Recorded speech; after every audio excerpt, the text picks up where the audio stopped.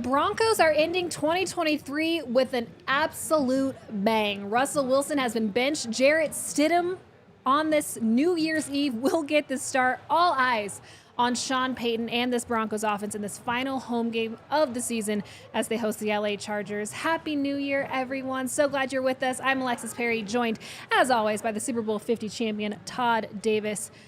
Wow. What a final week of the 2023 year. Yeah. And, I mean, really season here for the Denver Broncos. Yeah, this year has been a fun one, and it didn't disappoint in the last week. Had a lot of controversy, had a lot of intrigue. It was definitely a good week. I'm here for it all, man. I'm ready to talk about whatever. I don't shy away from it. I was going back and forth with people on Twitter. I was having a good time. It's been a good week. Yeah, Twitter has been like the most toxic place it could ever have been throughout this entire week. What was your best Twitter battle that you think you got in this week? There was this guy who was like a failed musician with like a GoFundMe page trying to earn money, trying to talk crap. And it's like all his responses had no merit, but it was just fun getting to go back and forth with him and have a good time. And I actually sent him a couple dollars, so I hope he does well and can get a meal today. You're such a nice guy. I do what I can. It's like the meanest, nicest thing you could have ever done. I try. You try. I know you've talked about this ad nauseum this week, so before we get too far into this, I do want to ask you, because there's one thing that is taking just a little bit of the spotlight off of the Denver Broncos today, and that is what happened last night between the Cowboys and the Lions. Just initial thoughts on what happened there. Did the Lions get robbed? Absolutely. I felt like that was it felt rigged. I never felt like the NFL was rigged before that. I know there's not a script, never gotten one. But in that moment, I did feel like 68 went and talked to the ref. Ref kind of nodded and acknowledged him and then kind of went on his way. It felt like the Lions did everything right. And even hearing Dan Campbell talk about how before the game, he went to the ref and kind of explained, like, this may be a play that we run in the game. Make sure you guys are aware, like, this is our operations. And they still got it wrong.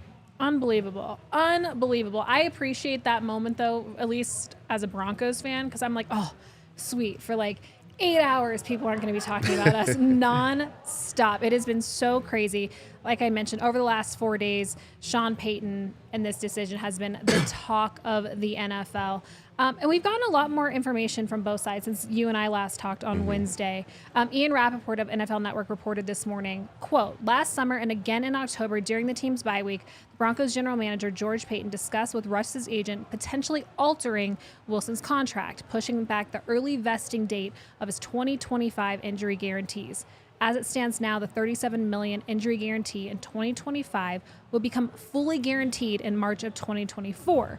Payton figured that moving the date back to the start of the league year in March of 2025 would increase the viability of Wilson both short and long term, since it would eliminate the need for the Broncos to make a 2-year decision with him within the next couple of months, which would drastically change whether or not Wilson would be here in 2024. So I know that's a lot.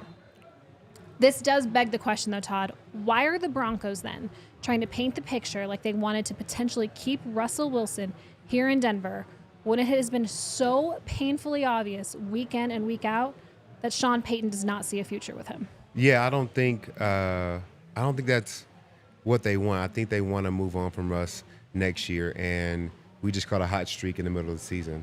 I think they would have made this move earlier had we not gone on that run and been winning those games. But I don't think his play really went up or down through that time. He was kind of steady, but it wasn't amazing. So at this point, now that we're not winning, you're not really playing at the level that we want, this was probably the best time for them to make that decision. So why not come out and say that? That's my question. Like, why wouldn't you just come out and say, hey, as you can tell this year, the numbers are padded. The film says it all. The eye test says that Russell Wilson isn't who we need him to be here in Denver. We're going to look to move on. insert Jarrett Stidham. Like, why lie and be like, oh, this is a football decision. We just want to spark. I don't know if either party lied. I think for Sean Payton, it could be a football decision. But for George Payton, it is a money decision. Yep. So those two just happened to coincide at the same time and work out for the team. Yeah. But I don't think either of them had to, were lying about how they felt about it. Here is a lie. Sean Payton said on Friday that he is not privy to any conversations that took place earlier in the season between the front office and Wilson during the contract. Okay. Interesting when boastfully almost, since he arrived in Denver, he said that he was going to be privy to pretty much everything. Uh-huh. Why, are you buying that? Do you believe that he wasn't privy to those conversations? Was he saying these conversations were before he got there, or No. he's saying since he's been here, they've had some conversations early? Earlier this season between the front office and Wilson. So insert the bye week. You think Sean Payton is not privy to the conversations going on with Russell Wilson during the bye week? I think he should have a pulse on everything that's happening kind of within the organization. I have had coaches and even play for guys who kind of like, even when it's contract negotiations, whatever it may be, it's like, I don't want to handle any of that. You know what I'm saying? I'm just going to let the GM handle that. Don't come talk to me as the head coach. That's their domain. If they get you back, great. If they don't, then that's between you guys. So it could have been early enough to where Sean didn't have full understanding of it, but I think he knew to some extent. You have to know. Okay, whether or not he was involved or not, the Broncos had the right to ask him to, potentially push back that vesting date of his injury guarantee. Russell also had the right to say no, obviously, which he did. So really, it is this alleged benching, this threat of benching Russ that is the main issue. So from a player perspective, take the potential threat out of this. If the GM comes to you and says, hey, we want to alter your contract, I mean, you're listening to that. You're considering that, correct? For sure. I think you have to look at it. You have to look at it if you want to be here next year. If you want to have a long working relationship with the GM, you definitely have to take it into consideration. He chose not to, which was totally his right. And I don't know if he felt like, you guys talked to me last year, you're talking to me again this year. Okay, you really don't want me here? Okay, no, I'm not negotiating because I need the money that I have locked into this contract, because I'm probably going to be somewhere else next year and won't get the back end of my contract. So I got to hold on to what I do have locked in. Yeah, hold on to your coins. Exactly. Okay. How does the alleged threat, though, change all of this from the player perspective? Once you were threatened to be benched, are you even listening to what the offer is? No, I think you're tuning it out at that point. Okay. And it's a tough situation to be in. I think I don't know if I fully believe they're I think it was an ask, and then kind of if you don't make this decision, then we're gonna have to bench you. Not make this or you're benched tomorrow. I don't feel like it was I didn't feel like it was as mean as everybody's trying to make it seem. Yeah. But it was also we got to lay it out for you, and this is the reality of if you don't choose to go this route, then we're probably going to have to go another direction. I have a tinfoil hat theory on how this all played out. I won't even say it because I already have people giving me a hard time. You got to do it. Because they're like, oh, how's she calling? The fact that Sean Payton is running the Denver Broncos right now, and for him to not be privy to conversations about Russell Wilson's contract is just absurd. But I understand why he would say that he's not, because right now he's trying to take the angle that this is a football decision. My tinfoil hat theory, I'm going to get so much shit for this. I think what happened is George and Russ's camp had these conversations. And they were probably going fine. They were probably like, oh, maybe we'll consider it. Then Russell Wilson and Sean Payton, and I mean, head coaches and quarterbacks have one-on-one meetings all the time. They do. They're in a one-on-one. Maybe it's during the bye week. And Sean mentions, hey, man, you should really consider this. I have no insider information on this. This is literally me as a fan. This is not being a journalist. This is me as a fan having a thought. I think Sean was like, man, you should really consider it, because if not, we might have to bench you. So then Russ goes to George being like, what the are you guys really going to bench me? Yeah. George is not the threatening type. No, anybody who knows George Payton. I didn't feel like that either. George Payton is a stand-up guy. He would never threaten a guy's playing time. He knows the impact that would have. I think what happened is then George probably went to Sean and been like, what the hell, man? Did you just like threaten that we would bench him? Like, you can't do that. The NFLPA is going to get involved, that, whatever. And that is how we ended up in the situation we're in, because it's really weird. I just don't see, I don't see George Payton threatening, even telling Sean to threaten somebody's playing time. Yeah. It just doesn't seem right to me. No, I agree. I think it could have definitely went down like that. And you know how it is in conversation. It only takes a little bit of tone, a little bit of innuendo or suggestion to make it feel like the conversation was a total bad one, all the way around. So yeah, I agree. I don't know. Something weird could have happened there. To me, this all reminds me right now in Broncos country of a really bad divorce. And now we have to pick whose side we're on. Yeah. Are we on the Broncos and Sean Payton's side, or are we on Russ's side? Because it really is so much of a he said, she said. Can you make a side or can you, what am I trying to say? Pick a side? Make a case. Geez. Can you make a case for each side?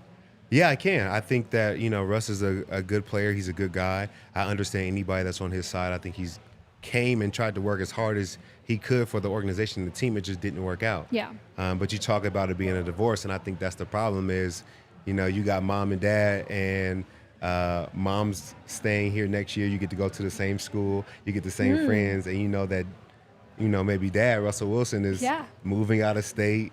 You're not going to see him as much. You don't want to move and leave your friends. So I think if you're a diehard Broncos fan, you're probably going to rock with the Broncos just because changes are made. They're going to be made.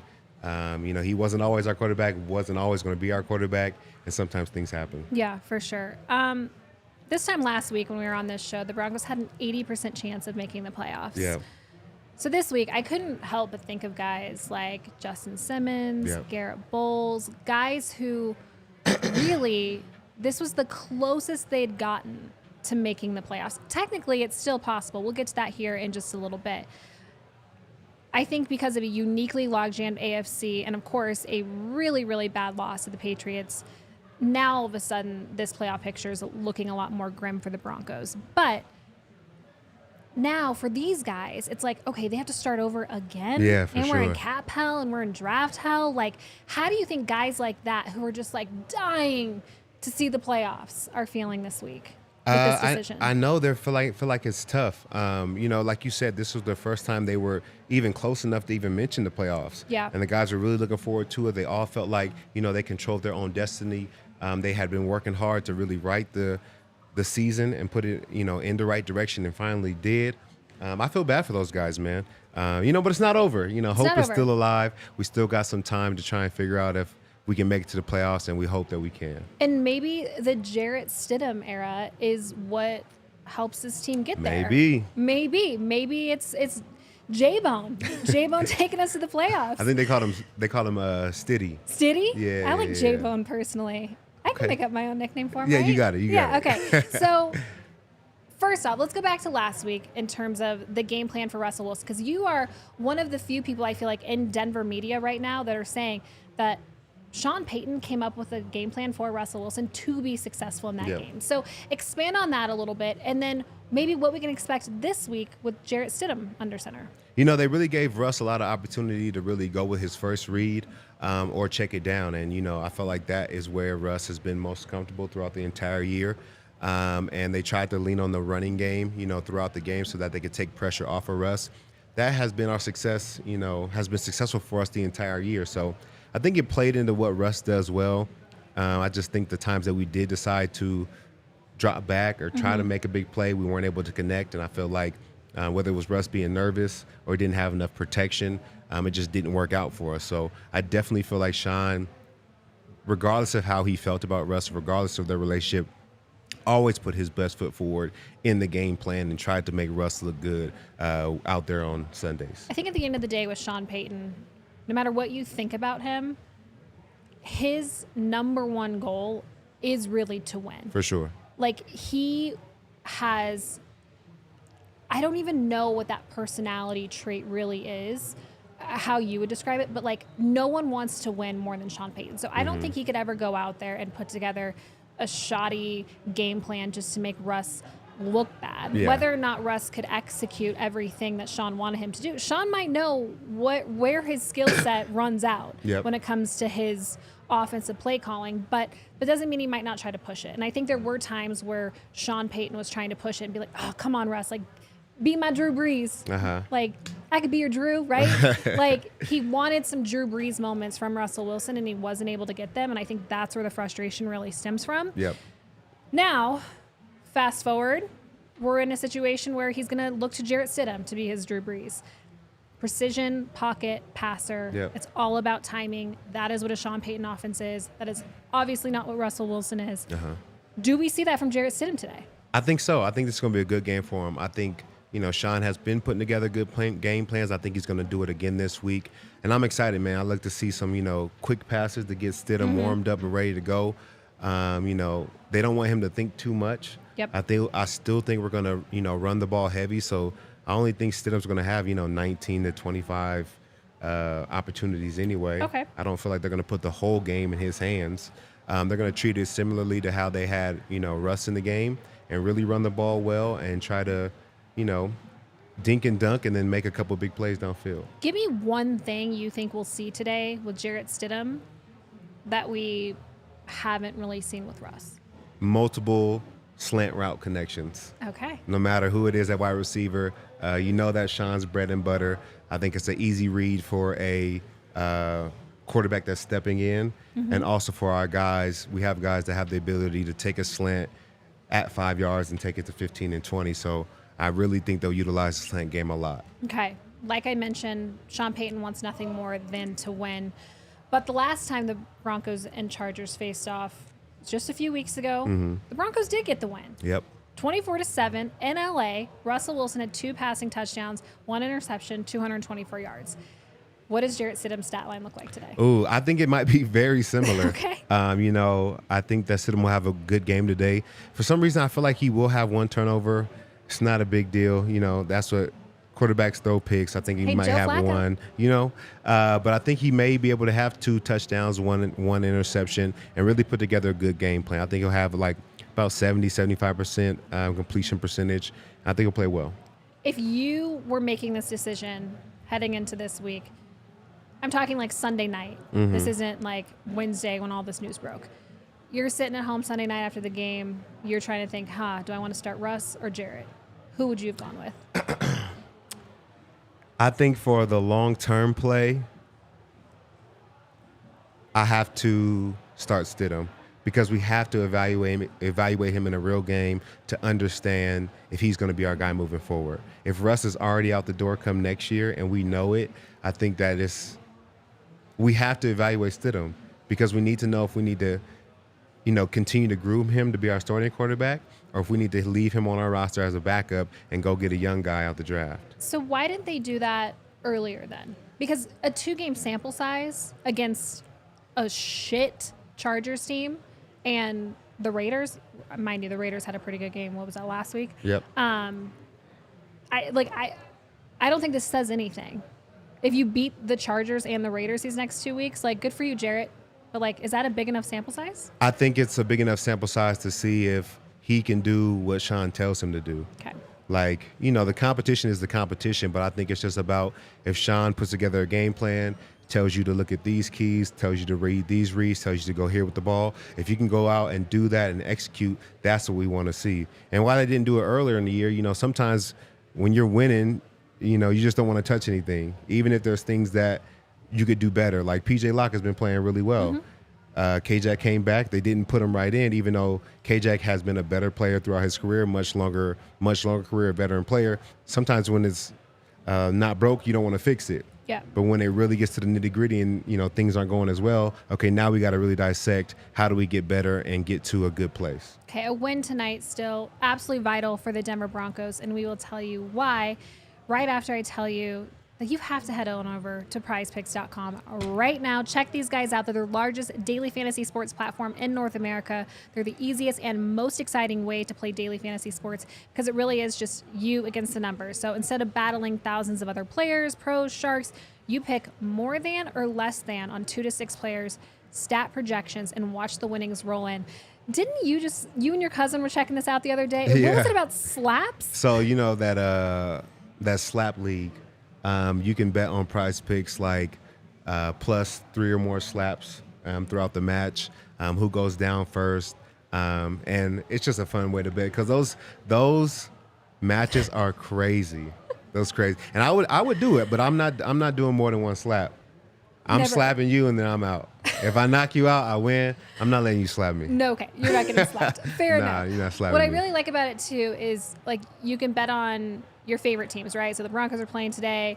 If the Nuggets are in action, like, you can, like, say you can have Nikola Jokic for more than 29 points and Aaron Gordon, well, not anytime soon with Aaron Gordon, sadly, but for more than 10 rebounds. And then you can compare it or kind of package it with a Jarrett Stidham over 150 passing yards today. Like, it's really, really fun. You guys absolutely have to go check it out. Really cool stuff. So all you have to do is go to prizepicks.com/DNVR, use code DNVR for the first deposit match up to $100. That's code DNVR at prizepicks.com/DNVR. It's daily fantasy sports made easy. And check out our friends over at Breckenridge Brewery, the official beer of the DNVR. You can go to breckbrew.com for their beer locator, and you guys know we love our Breck Brew. And these are some of our favorites. We definitely love the Broncos Country Pale Ale, which we have on set, the Mile High City, the Avalanche Amber Ale, the Fun Slinger is one that I had last week, and I will tell you it is phenomenal. They've been doing it for over 33 years and have a great passion when it comes to making great beer.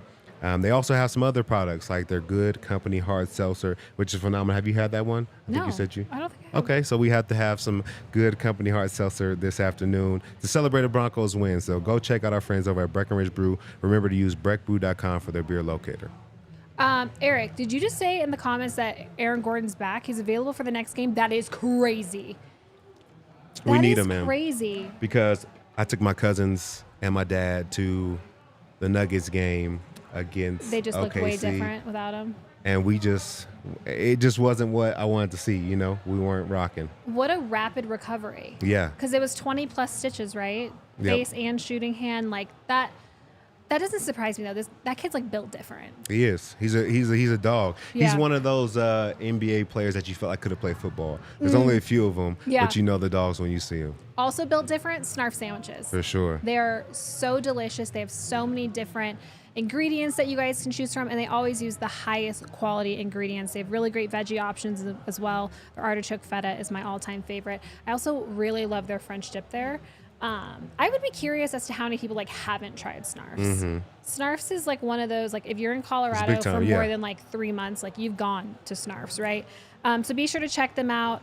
Download Snarfs for online ordering and delivery. Join Snarfs Rewards. Receive special welcome offers. There's a lot of members-only perks as well. And today is the last tailgate where they have Snarfs out there. I really Dang. hope Lindsay stops by and brings us a few of the little minis. That'd be a nice way We to need end the that. day. Yeah. That would be great. Okay, why this game is still so important. So if the Broncos win out, which is very possible, they'll need 3 of these 4 things to happen in order to get a wild card. The Bills lose out, Steelers lose out, Bengals lose a game, and the Jags finish second in the AFC South and lose to the Titans. I don't think the Bills are losing. I'm pretty sure they just won 27-21, Okay. I think. Steelers, do we know? Are Steelers? I don't think they're playing yet. They might have just. They play at the same Yeah. time. Bengals play the same time as we do. I think so. Yeah, Bengals play the same time we do. Okay, and the Jags finish second in the AFC South and lose to the Titans. The Steelers losing out, the Bengals just losing one of their next 2 games, Yep. and the Jags finishing second in the AFC South. Those are 3 very possible scenarios. Exactly, and the Raiders just lost. And the Raiders just lost. Yeah. You love to see it. I had to mention that. You have to. Absolutely love to see it. So this game, like I mentioned, still very, very important for this team. And it's going to be the battle of the backups. Stidham versus Yep. Easton Stick. Couple of guys that I didn't think that we'd be talking about this year, but I'm glad that we are here. So let's actually get into tug of war. And let's just see what Todd thinks. I have some over-unders for you too. Okay. I think it makes it fun All right, with let's the do over-unders. it. So Let's do it. Jarrett Stidham, I think this guy's making NFL history tonight. This is the second straight season Stidham has been elevated to start his team's last 2 games of the season with the future of the incumbent starter uncertain. Like, no one else has ever done that, right? No, I don't think so. That has to be a first.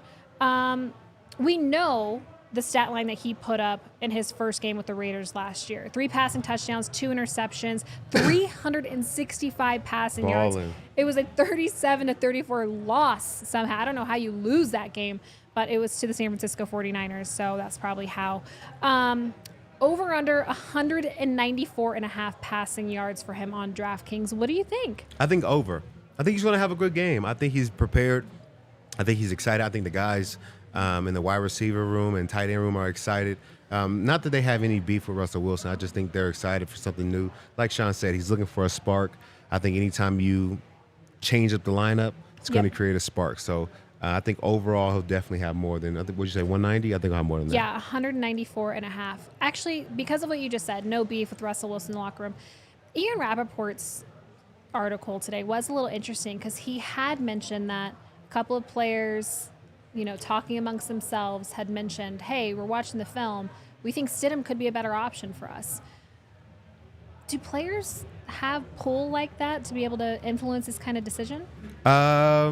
No, I don't know if we necessarily have pull like that. Now, if you have like a all-pro and then somebody that's been there for a long time, a veteran, maybe he has some pull to say some things like that. But we definitely have conversations about, if a backup we feel like is better than the quarterback at any position. If we feel like there's another guy that can help us more, we definitely talk about it and like, dang, we wish we could have such and such in because we know what he can do. So that's a normal conversation in the locker room.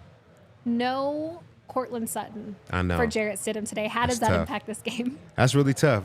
We all know that, he was Russell Wilson's favorite wide receiver, the best wide receiver we have, and just was finding the end zone left and right this year. So Stidham is definitely going to miss him, but again, if Stidham can go out and put together a good performance and doesn't have Courtland, then that really shows you that he's a pretty good player. Yeah, no Courtland, no Marvin Mims as well. We can get to that when we get to special teams. Good news, though, for Jarrett Stidham is Joey Bosa will not be out there trying to get after him. Yep. So he should be fairly clean. Hopefully by the end of this game, we will see. When the Broncos run, Broncos rank 14th in rushing yards per game this year.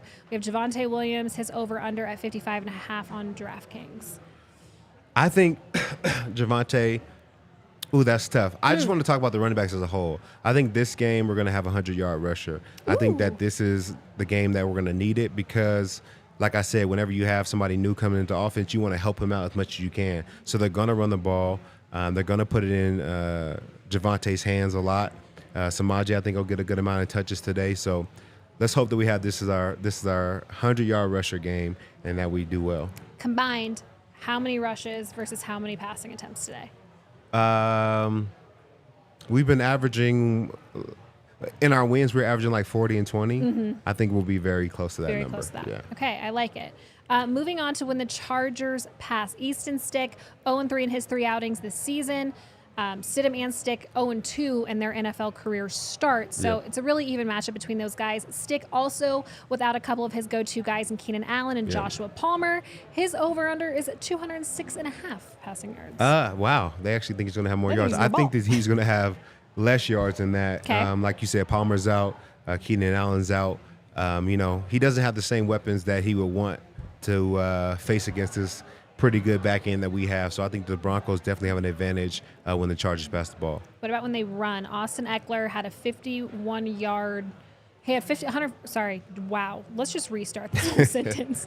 Austin Eckler had 51 yards and a touchdown week 14. He is coming off his 65-yard game against Buffalo. Right now, his over-under is set at 44.5. I think he's going to have more than that, but I still give the Broncos the edge. We have had some games where we've had tough sledding against really good running backs. But throughout the year, no knock on Austin Eckler, but it's been a very spotty performance. Okay. And that has to do with the O-line blocking. It has to do with the play calling. But he hasn't been the dominant player that we've known for the last couple of years. Fair enough. So I don't think he'll, be his same dominant self today. Yeah. Let's make sure that we give the Broncos the edge on when the Chargers run. Cool. Thank you, friend. Special teams. This is interesting. Mm-hmm. Like, what is the Broncos special teams unit without Marvin Mims? He's the best really returner in football right now. Yeah. So losing him is like a huge loss for us, and we're definitely going to be hurting. I don't even know who's going to be returning kicks. Who was the backup? I have no idea. Oh, dang, we got to. No, He finally gets his shot. If I see PS2, hey, it's 2 games left. Are we switching out quarterbacks? We might as well see what PS2 could do. I don't like it. I don't like it at all. I actually don't like this at all because whoever it is, fielding punts and catches or in kicks is a very, very, very difficult job.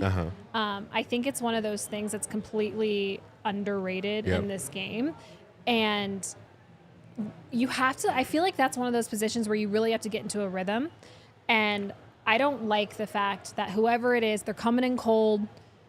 They don't have a rhythm with this, right? Like, I don't love this. I think that there's going to be a special teams mistake today, and I am scared about it. I mean, luckily they practice at practice. So hopefully they're ready. But it is a lot harder than it looks. Like, you think it's easy just sitting back there waiting for the ball. You make the catch, you fair catch, and then you kind of, jog to the sideline. It's a lot harder trying to track that ball in the air and also make that catch. So it's not an easy task. Definitely not easy. Okay, let's give this one. Let's just leave it blank. I don't know. Even. We can do a tie. We're going to leave that one even. Tie. Coaching. This is fun. You have an interim head coach and Gift Smith. You have Sean Payton. Smith is 0-1. Almost led this Chargers team to a big upset over the Bills last week, 22-24. That sucks. Loss, and then they're officially eliminated from the playoffs. But Sean Payton, he's been in the headlines this week. Well, he doesn't have to coach for his job. He does have to coach for the haters here tonight. So who has the upper hand? I think just by your explanation, I think it is Sean. He's done a good job coaching this entire year. I think it's funny that we're at this point now where like people are questioning his coaching, but when we hit the hot streak, when he turned the ship around, when they were making plays, when he took Russell Wilson from what he did last year to what he was doing this year, he was getting a lot of praise. But all of a sudden, this one instance makes it seem like he's been a thug from the beginning and hasn't been willing to adjust his game plan or hasn't been giving everything he has to help this team win. Right. I think you got to look at the entire body of his work, and he wants to win. I don't blame him for that. I understand that, and I think he's a good coach. So I'm going to give him the nod as far as being the better coach this year. Okay, so 3-4. Well, okay, clearly you think the Broncos are going to just completely blow the Chargers out of the water. Why not? According to Tug of War. Oh, wait, real quick before we move on. Yeah. You know who the kick returner is? Please Back tell up? me. Jaleel. Is it Jaleel? Yeah. And I feel like I feel like running backs that can kick return or punt return are really, really good. Yeah. Because they read the field like they're in the backfield still. Yeah. And okay, they're able to find little nooks and crannies, I feel a little better about it now. Thank you for finding that little tidbit out for us. We needed that little bit of information. Really quick, Area 51. Did you learn anything by reaching out to your friends within the building this week? Well, yeah, I learned that, the guys are excited. Like I said, I think guys are ready to put their best foot forward and show what they can contribute to the team. And although Stidham's not going to have 50 opportunities tonight, he's going to have a full game plan. He's not going to be babysat tonight. They're going to give him control because, like I said, it's an evaluation. Everybody's being evaluated. So from what I'm hearing, it's going to be his time to shine and show if he can operate an NFL offense. 2023, the year of the backup quarterback. Yeah. Why not him? Why not? Why not him? Why not? I know James Palmer, he's coming to us from, what is it, GEHA Stadium, covering that Chiefs game here today. Let's see what JP has to say about this one. What's up, guys? Back here at Arrowhead. Once again, it's Bengals, it's Chiefs, Joey B, Joe Burrow right down there. Speaking of quarterbacks, anything going on in Denver? I think you guys are covering Russell Wilson brilliantly, top to bottom. Let's talk about Jarrett Stidham, in all honesty, because this has to be a 2-game evaluation that he is going to go through because of the financial situation the Denver Broncos are going to be in next year. If they eat it all, $85 million, They're not going to do that. Post June 1, then they're in a difficult spot for 2 years. Can you have a serviceable quarterback that is not going to cost you a lot of money? You're going to look at every single option you have at that. And Jarrett Stidham's ability to run Sean Payton's offense, he's been with other meticulous coaches. Remember, he was drafted by the New England Patriots. He spent time in New England. That is the closest coach to Sean Payton in terms of understanding attention to detail when they're looking at the quarterback position. I know that they have struggled in New England for some time, but still, Jarrett Stidham's evaluation over these 2 weeks to me is massive because they're going to look in the draft, they're going to look at other options, but right now, this is the first player at that position you have seen Sean Payton decide he wanted himself. Can Jarrett Stidham run it? That's going to be the interesting part because you're also going to get a chance to evaluate all the other guys on this offense with Stidham running it the way Sean Payton wants an offense run. Fascinating. Okay, Jarrett Stidham. He thinks he's going to be a better fit potentially in this Sean Payton offense. I don't necessarily think anyone is doubting that given the fact that Sean Payton went out and got his guy. This is the guy that Sean Payton wanted in the quarterback position or backup quarterback, paid him a ton of money. And I think there's something to be said with the fact that Sean sees something in him, saw it immediately, wanted to pay him all the money to come here to Denver and do that. So I feel like they're going to have a better connection than we've seen between Sean and Russ. I just wonder if it results in what we here in Broncos country want it to result in, and that is an actual dub. I think it will. You think it will? Yeah, I think he's going to come ready to play. I think he's excited. And there's something about, with Stidham, I think even with Russ, I'm not saying that they had a lot of like back and forth, but Russ is a veteran quarterback that has, his way of doing things how he likes to do with the football, plays he likes to run, and Sean has to, accommodate that if they want to have a good working relationship. But Stidham, he's still a young player to where, if you want to be here, if you want to make plays, if you want to make a name for yourself, you kind of got to do every single thing Sean tells you. You can't really deviate from the script. So for Sean Payton that's putting together good game plans, it may be a better fit for him. Yeah. So for tonight, the Broncos win this game if. I love when you draft these up. That's my favorite part. He always takes time to think of something really thoughtful for these. I think that, there's two things that can help the Broncos. Well, we'll win if we do. One is that we have to get 5 to 6 sacks. Ooh. 6 sacks last game was the winning number for us, and we definitely did a great job against Herbert and Stick. And then last week they gave up another 5 sacks. So that tells me whatever issues they had going into our game as far as being able to protect their quarterback, they're still there. So it's very important for us to get into the backfield. Once we affect the quarterback, that's how we get tips and overthrows, turnovers, and make big plays. Also, I think Javonte has to have over 75 yards. Okay. They're going to lean on him a lot. Stidham is starting for the first time as a Bronco, so it's important for them to take as much pressure off of him as possible. Okay, I think the Broncos are 7-1 in games with a positive turnover differential. They have no games with 0 turnover differential in 2023. They're 0-7 in games with a negative turnover differential. So clearly, that's how I think the Broncos win this one. Chargers win if? Well, right to turnovers. I think if Stidham throws 2 or more interceptions, it'll give the Chargers a good spark to their team, and they'll be able to make some big plays. We've had a tough time getting the ball out recently, so we definitely can't start down or below in the turnover battle. I think the Chargers win this game if this took a mental toll on this team this week. Just all the drama, guys were out there tweeting at fans, obviously trying to stick up for their organization. That's a lot. These guys are pros. They're going to lock in for the game, so I doubt that happens. But I think somehow if the mental side of this game is impacted, then that's how the Broncos lose this one. Okay, that is all the time we have. Broncos are taking the field. Here's Will Lutz for the opening kickoff. Let's do it. Thank you guys for hanging out with us. We will see you for the postgame show. We all silly like the mayor.